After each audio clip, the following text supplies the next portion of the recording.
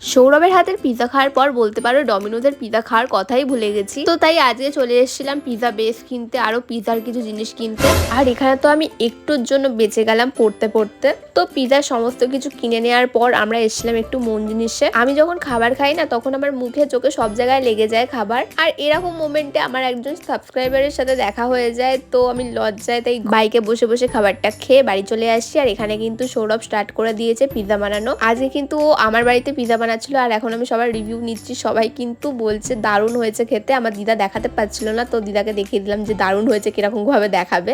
আর finally এখন আমিও test করছি। আজকের পিজাটা যেন আরো বেশি সুন্দর হয়েছিল, কারণ এখানে আমিও একটু হেল্প করেছিলাম হাতে হাতে, তাই আমার হাতের ছোঁয়ায় আরো সুন্দর হয়ে গেছিল পিজাটা। কর্ন পিজা বানাতে গিয়ে না আমাদের অনেকটা কর্ন বেঁচে গেছিল, তাই আমরা সেই কর্নটাকে বাটার কর্ন বানিয়ে খেয়ে নিচ্ছিলাম। সো গাইস, এই ছিল আজকের মিনি ব্লগটা কেমন লাগলো সেটা কমেন্ট করে জানাতে একদমই ভুলো না।